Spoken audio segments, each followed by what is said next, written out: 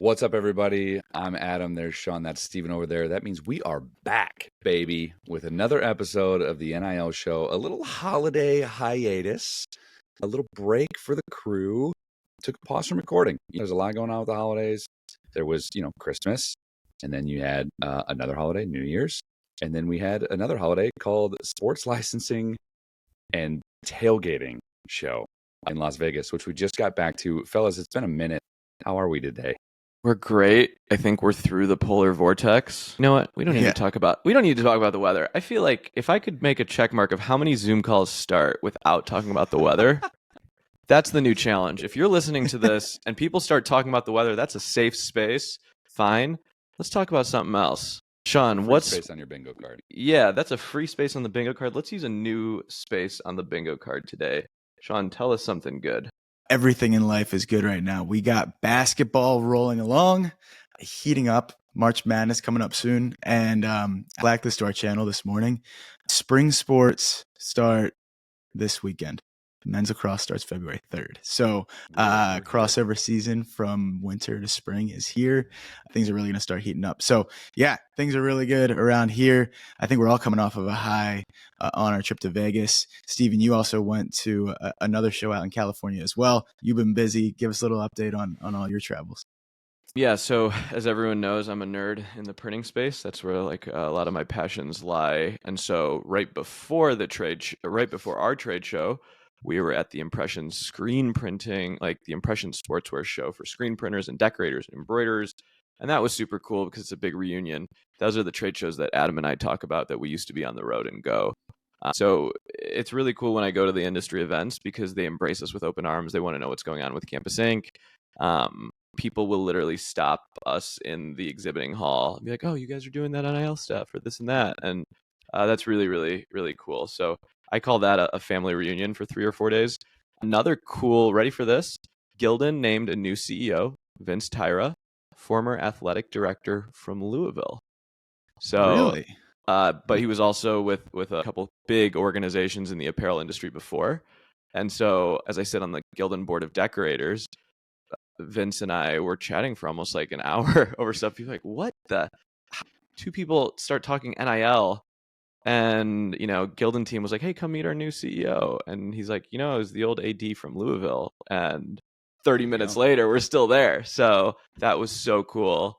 And then got to go to Vegas. So I think, one of the things that I appreciate about what we do and you and honestly how we do things a little differently is exactly that, right? Like there's so many people in NIL and in apparel that just like it's just drop ship or whatever, but the apparel and merchandise really is the truest form of NIL activity, right? Like actually putting your name or your image on something to sell and being able to actually be in the gritty of the manufacturing and in that decorating community is so cool. I love hearing your stories when you come back from ISS, and this was no exception. You're like, yeah, I hung out with the AD of Louisville for an hour, who's the new CEO of Gildan. I'm like, there's some worlds colliding right there. But it's awesome because Gildan takes, an interest in us, and a lot of other, manufacturers take an interest in us, and we appreciate that. But the stuff that we're working on, with them, they're students, they're doing live activations with Live Nation, just really different ways of thinking, and they're really interested in it, so we're excited about that and new partnerships and relationships. I also spent time at some of my friends' print shops. My close friend in the industry does live activations.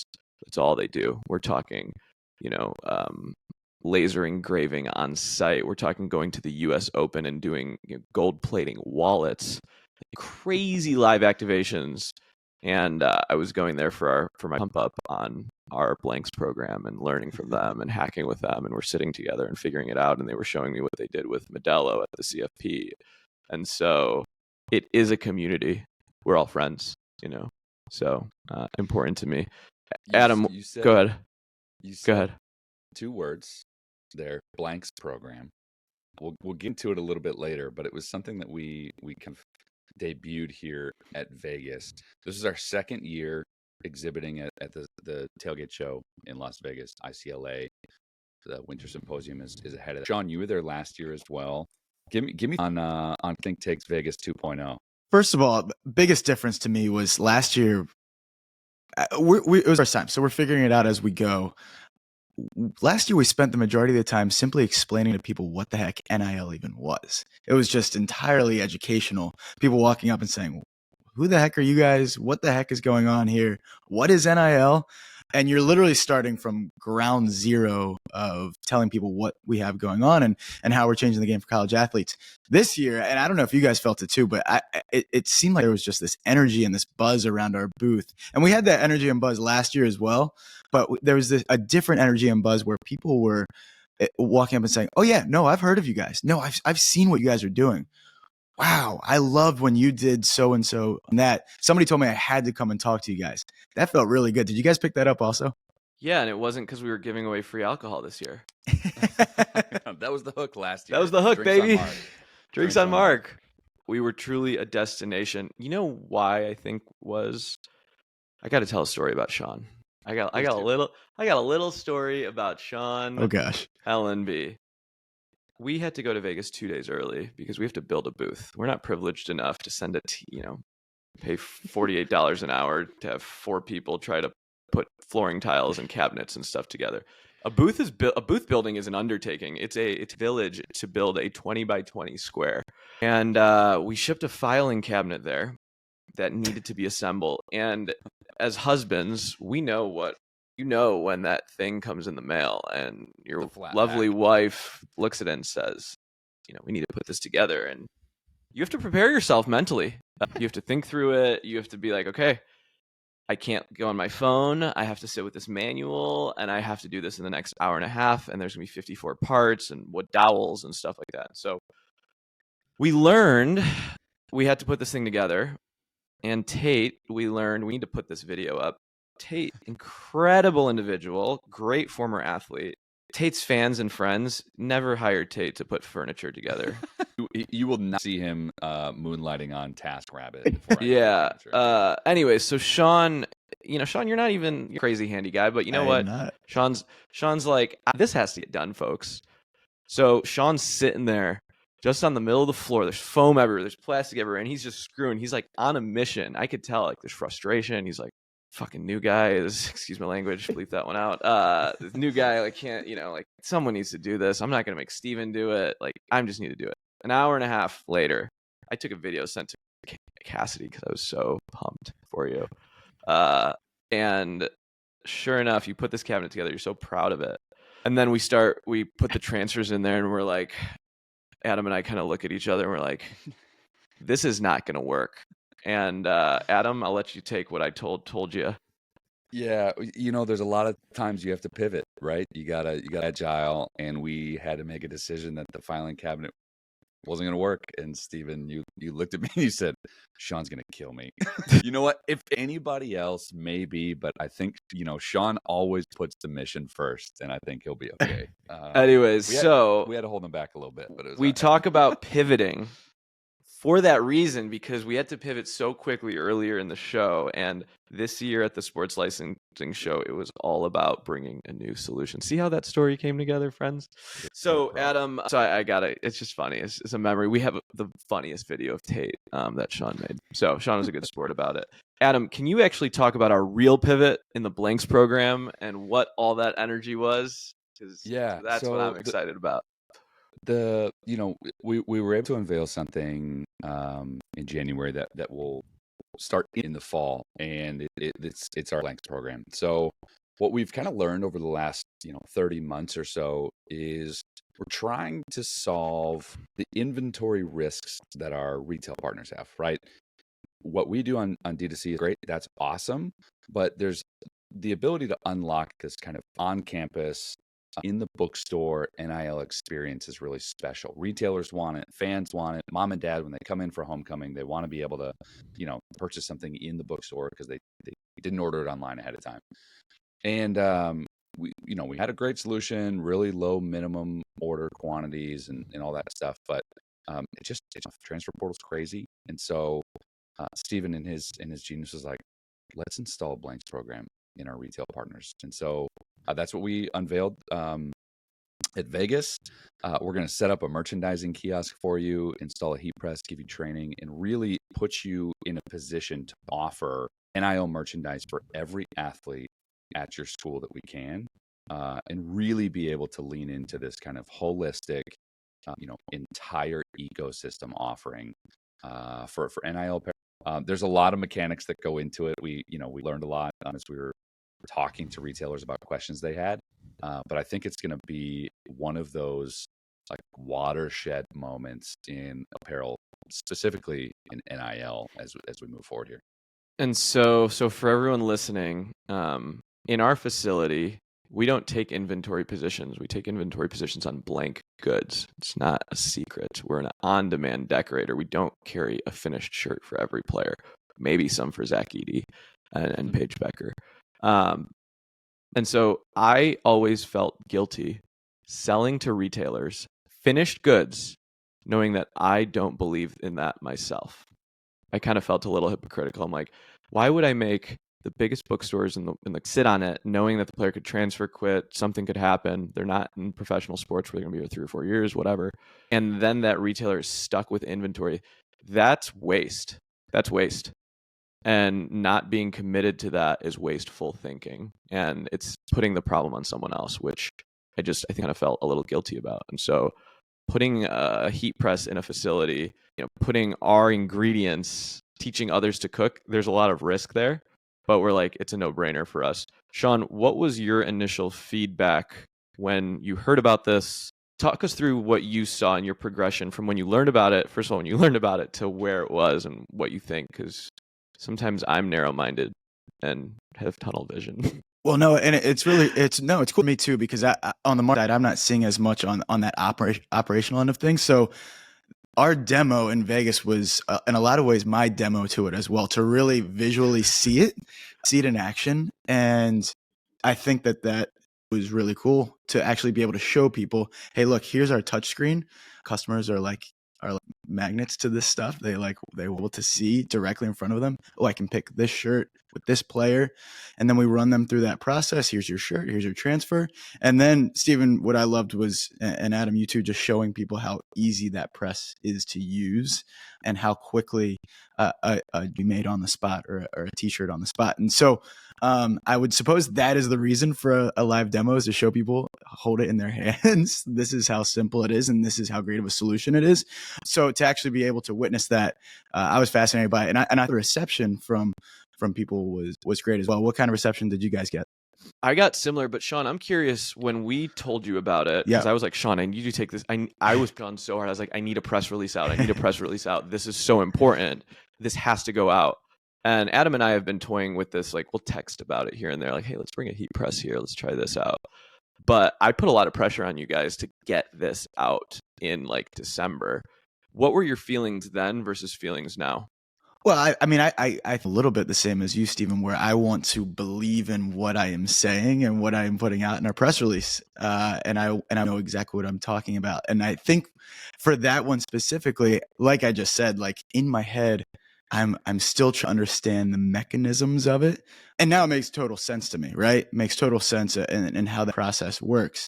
So I think what Stephen and Adam, you guys have this beautiful mind of like, we're going to tinker with this stuff and figure it out and put out a product that is really, really valuable. It can help people. I'm a little bit slower. I'll be the first one to admit to it.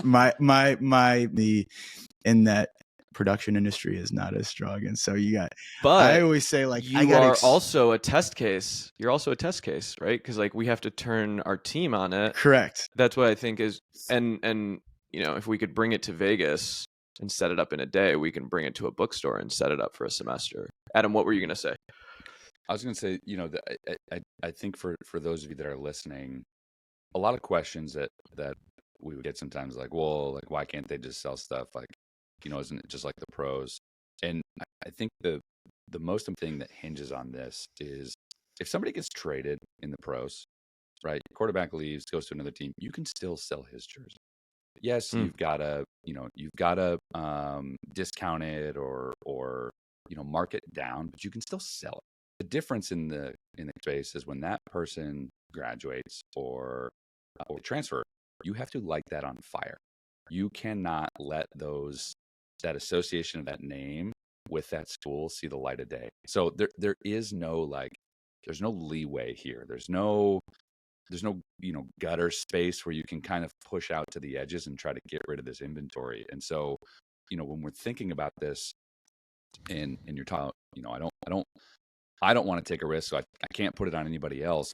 You're really talking about they potentially could take a position. You sell them something that they can't do anything with, and literally have to light on fire. And so, is we're talking about trying to wrap our mind around this, the importance of being able to say, look, this is a actual solution. We're not minimizing, we're almost eliminating you having to take a risky position is so changing. And I think where the industry is going, across the board in the future, I'm just so excited that, we're able to be a first mover here and learn a lot of the things first. I think what's funny is, so a quote that I look at is, if you're not embarrassed by the first version of your product, you launch too late. And what I've been telling people lately is the hardest part of an idea is crossing the starting line. And so a lot of times I push the team out of their comfort zone to just step over the starting line and start running, and then we'll figure it out as we go. One person in the booth said, "Are you guys just figuring this out as you go?" He's like, "You haven't figured this part out yet?" And I'm like, "No. What if this thing breaks?" And I'm like, "I don't know. We'll have to fix it. Like, should this thing go in front of people? Should it go behind a thing? What if someone burns their hand? We'll get. You got insurance, right?" And that's part of the reason it's a demo, right? Like, you were getting really good questions that were making you think, okay, yeah, that's something to work out. And I was like, okay, write that down. Yeah.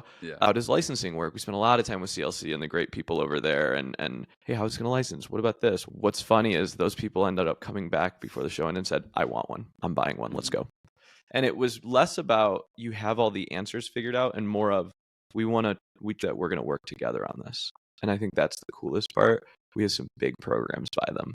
Yeah, and you can't be afraid of questions, right? When you're doing new stuff, you can't be afraid of questions, because that's where you start to get into, that tunnel in a bad way that you're talking about, and you start to lose that partnership with your customers.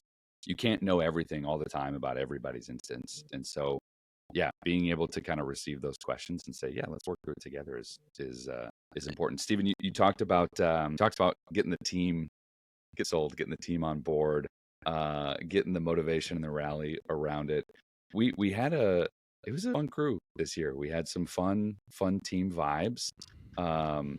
You were there last year as well, Steven. What would you say the overall feeling from the team on this trip was? Well, I thought it was, last week we brought the whole company, almost everyone, and that was a treat. It's very expensive to bring that many people to Vegas. And I wanted to do that so bad. Gosh, I wish if the roads were paved with gold, I would do that. I love having everyone together. I love having everyone together, and it hurts my heart when I have to pick. Right? I hate that. I just want everyone to have fun. But we were here on a mission. We were here to work. We were here to build connections. We were here aligning ourselves, asking hard questions. None of us were staying out till 4 a.m. Like, we were exhausted by the end of the night because it was just like loaded days. And every night I feel like we built upon what we were doing. And by Friday we were just like, it was crazy. So it's a pretty cool group. It's really cool to have, Eric and Tate there who work remotely and to learn about their network. Eric is a celebrity. Mayor. Local celebrity.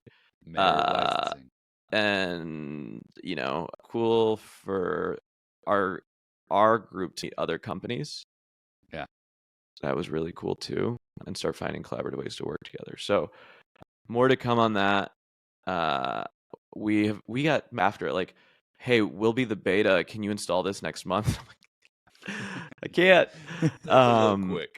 But what we are doing is internally we're betaing this. So we're baiting this on a few different properties for some activations. So we'll just kind of leave it at that. At some of our partner schools. More to come. Last thing on Vegas. Pretty awesome thing. Oh, sorry, I was going to say on Vegas. Adam, I just need you to describe what Eric Hrubish is like at this Licensing and Tailgate Show, and what it was like having him as part of our team this year. Something that we didn't have last year in that capacity. Yeah, Eric is that is the way that I describe him, and we're so to have an incredible team.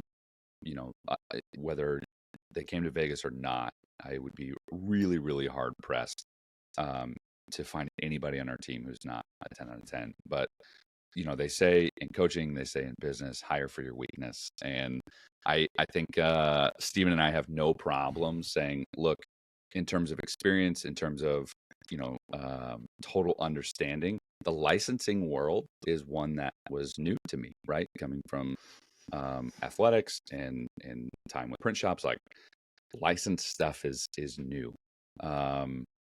When Eric came on our team, he had an immediate impact, just from cleaning up some things, organizing some things. But this year in Vegas, I was like, oh, now I see the power of Eric Rubin. I mean, the guy knew everybody. That my favorite thing is I think Jenna was standing with him and was like, I will buy you dinner if 10 people walk by and you don't know anybody. And I'm pretty sure on that second person that walked by, they said, Eric. And that's just of Eric Rubish. We, ICLA, the Winter Symposium was right before tailgate. And I mean, I think on the first night he came home at 10 o'clock. He's like, sorry, I was just out with people. I was hanging out, catching up. I'm like, yes, never apologize for that. And Eric had to getting out of Iowa. He had 2 insane travel days to get here and on the way back. But I think what we learned is Eric's karaoke song, Run DMC Get Tricky, Eric's favorite movies, Step Brothers and Dumb and Dumber. Eric was just, I think he's like Buddy the Elf of Campus Inc. It's like everyone, it was so much fun. Tate can work on his assembly skills a little bit, but no, I'm just kidding. It was felt really, really special. And Eric's been in this space for so long, and he adds immediate credibility to what we're doing, right? Because Eric is somebody who's trusted. He's somebody that's respected in the licensing space. People know him. They know how good of a person he is, and so to have him on our team, telling people maybe they just didn't quite understand what we were doing or whatever it might be, to have that additional legitimacy is huge for us. And to see Eric in action, I was floored. And he asks us questions too. Like I remember when we were launched this, he's like, hey, are you about this piece? Or, hey, did you know that? And that really is, where I'm talking about you hire for your weakness, and you're just so grateful for people like that on your team. Because no, I hadn't thought about that, and I'm glad I get to now. What do you think about that, Eric? Want to let us know what to do? No, it was special. I feel like one thing, we were out to dinner on Thursday, and Eric was like, I've been here for 5 months, but I feel like I've been here for 5 years. That really, and it was really, really, really sweet to have the whole team together. Okay, let's put a pin in Vegas, because I think we have a couple other things. Do we want to talk? So one of our other partnerships is with Original Retro Brand. And Mr. John Hofer, I know you listen to every episode. You're one of our 32 listeners on one of your walks. Sam, if you're out there, can we talk about, we dropped a Brock jersey, Iowa State, officially licensed NFL Players Association jersey. Brock Purdy. On Sunday night. Brock Purdy. Did I say Brock Purdy? You just said Brock. Oh, sorry. Not Brock. Brock Purdy. We don't want our Brock to get confused. And put money back into the collective's pocket. We will storm, right? We will. Yep. We will. Sorry. Yep. Can we talk a little bit about that? Go for it. Yeah. This is a really exciting thing. This is just one of the activations and partnerships I think I'm most proud of. Because, we talk a lot. There's a lot of things in NIL and in the license space. It's like you can license something and sell it, and great, good for you. You put something out in the market. You sold it just to sell it, just to say you're selling something. Fine. But a big part of what we try to do is always the mission that we have, and that's to encourage the NIL ecosystem. So Brock Purdy, Iowa State legend. Side note, we can talk about this later, but there's actually a great photo of him, like a Patrick Mahomes-esque throw in college, where he's like side arming as he's diving. But Iowa State legend, obviously now 49ers legend, still a young guy making the league minimum, but wins the NFC Championship. Through our partnership with Original Retro Brand, we're able to sell his Iowa State jersey on the NIL store. But this is the NIL store, right? We don't want to cannibalize sales away from current players. And so what we're able to do is actually donate some of our proceeds from those sales to We Will Collective in a way that will allow them to continue supporting the current student athletes at Iowa State. So really special activation, a lot of moving parts, but we're going to continue to launch those at more and more schools as the year goes on here. And just, again, something I'm so proud of, being able to say, we're not selling something just to sell it. There's a mission here. There's a reason here. There's something we're trying to accomplish beyond just slinging merch. And yeah, it went off. It was really exciting. Sean, you were on the one too. Well, I just want to be clear here, just to make it to really simple. We don't have to. We could just we have the mechanisms to just sell that jersey without providing any money to that collective. Correct? If we wanted to. Yeah, Yep. We're a retailer. I could sell. Yeah, I can sell whatever I want. Correct. So I just want to make that clear, because I don't know if people understand the mechanisms of that process. So to be able to give to that collective and find that way and find a solution where the athletes, current athletes, benefit from that is everything. It's massive. Again, we would be slightly, so we're a retailer. You know, I could buy from the show an Iowa State t-shirt from another vendor and sell it to fans. There's nothing telling me I can't do that whatsoever. Again, going back to our mission, it'd be a little, it wouldn't be the best look if we're like, yeah, we're just selling random stuff with no point. Kind of feel like a garage sale with like extra trinkets. And so this is kind of the part of that plan that we've talked about with collectives, is no one wants to buy a collective's name on a shirt without the branding of the school. I'm sorry to say, that's like buying an NIL shirt that's unbranded. I'm never going to buy one. Give it away for free, fine. And this is me being very direct. But if you can craft these opportunities like a Brock Purdy jersey, we sold out, and these are finished, nice high-end jerseys with retro brand. I checked inventory this morning, sold out in white and maroon in 24 hours. They're done. It's awesome. It's awesome. And Kittle's jersey just went up, I think, right? At Iowa. Yep. At Iowa. So we're thinking about this differently. And I think that's what the message we try to tell collectives is like, be patient. We're working on it. What do you got, Adam? No, I was just going to double down on that. It's like, I know I sound like a record, but that's the drum. You know, if you're going to beat one drum, I am grateful to be beating the drum of not just leveraging opportunity, but actually using opportunity to support an ecosystem in the right way. And, you know, people a lot of times ask us like, oh, you're just a Fanatics that's focused on NIL, or, oh, you're just a merch company that's, you know, popped up because there's opportunity in NIL. And it's like, no, you totally missed the point. Like, look at what we're doing. Look at the partners we have. They're intentional, and they are purposely picked in ways that will continue to support current student athletes. That's the whole point of NIL. And so, yeah, I'm proud. It's exciting to see it work. Adam, it's interesting in this space because some people look at it as competitors, some people look at us as partners, and there's very few competitors in our landscape. I'll just say what it is. How do you feel about the competitive nature of NIL? Are you on by it? Did it change while you were in Vegas? Our competitors were in a booth on the other side of the show. How do you feel? Yeah, you know, I again, like, beating that same drum, we're a little bit of a different game. Like, a lot of people in the space are trying to figure out, how do we sell more t-shirts? How do we sell more t-shirts? I don't care. Find a mechanism, get the rights. It doesn't matter. Get those rights, sell it. And we're just playing a different game. We're like, how can we make the athletes more opportunity? How can we get the athletes more involved? How can we figure out a way to involve current partners better? You know, the way I was kind of explaining it to somebody is, a lot of people in the licensing space, whenever you go to sell something, everybody puts a hand out, right? Stephen, you and I have talked about this a lot. All these hands come out. And traditionally how it's been is these hands get handed money, and the last hand that kind of, meekly puts raises up to the table is the athlete. And then it's whatever happens to be left, which sometimes is nothing, goes to them. And we've taken a really hard stance on saying, no, athletes first. Then whatever is left, we'll figure out, how to do it in a way that makes sense for us strategically. So I think for us, when I think about competition is good, right? It's positive, it's healthy, it keeps us on our toes. But every day, I think it's important for us to remember we need to be better than we were yesterday, not play the comparison game because it's a totally different strategy we're taking. I'll give credit to you guys. I'll give credit to you guys too, because I'll give to you guys from the standpoint of, I think it'd be very easy to say, this is what we do. This is who we are. We create cool t-shirts. We send them out.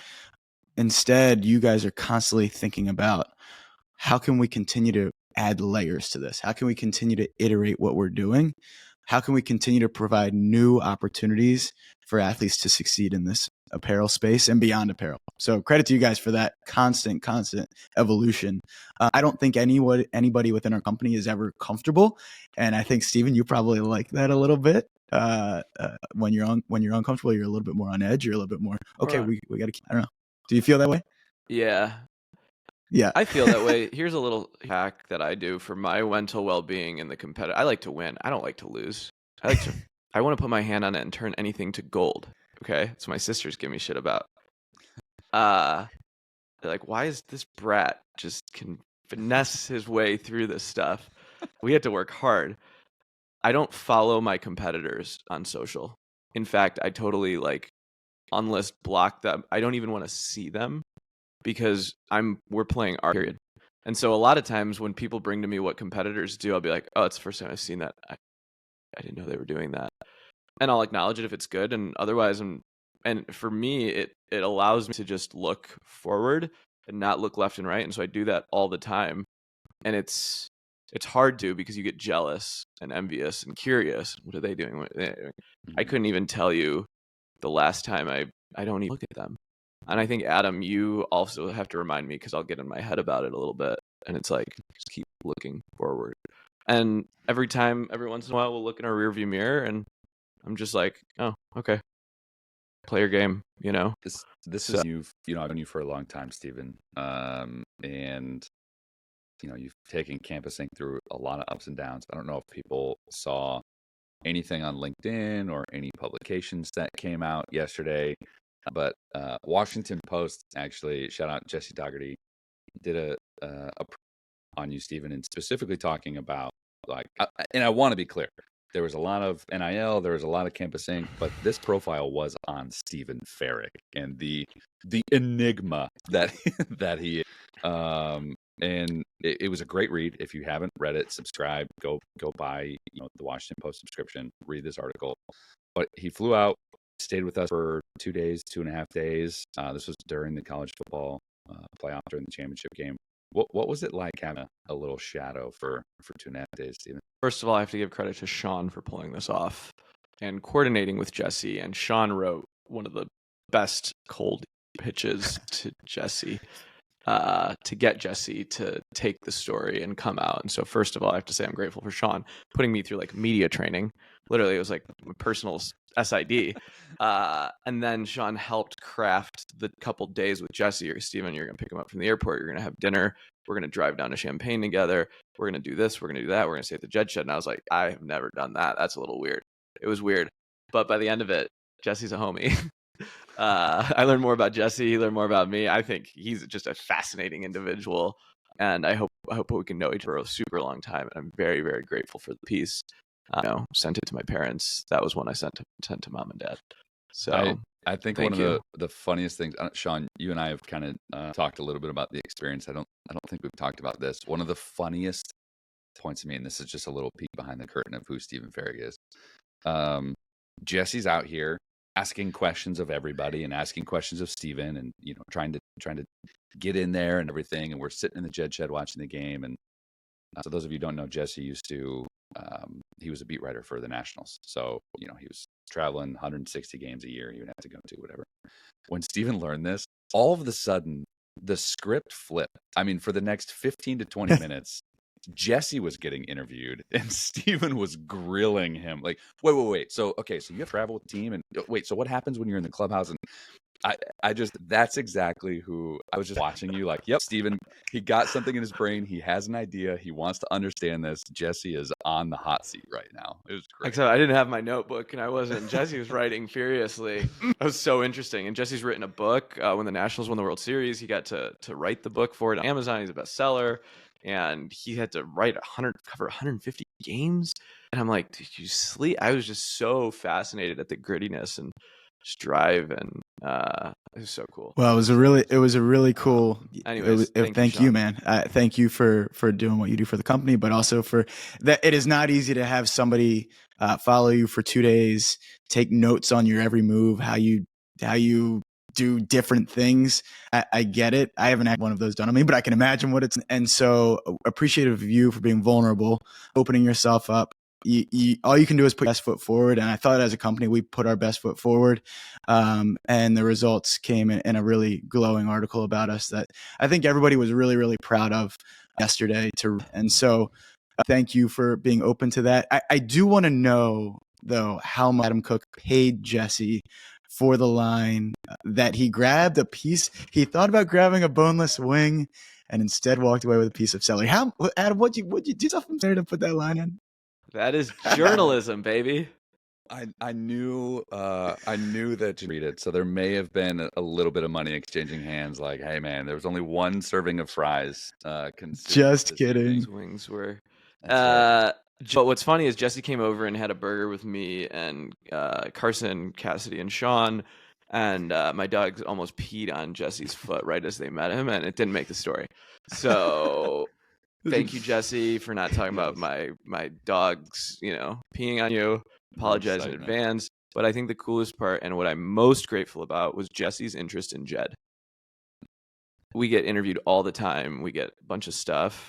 And, Jed's the OG. And it was just so special. They went out to lunch. We were at the Jed shed. That's what makes this story awesome is Jed's stake in it. I'm just glad he was covered in it because he's the one that's kind of given us this opportunity. So yeah. I thought that was fantastic. Good episode. This is great. I love it. Good stopping point. Yeah, we're at a good spot. Good spot. Getting warmed back up. Kicking off 2024.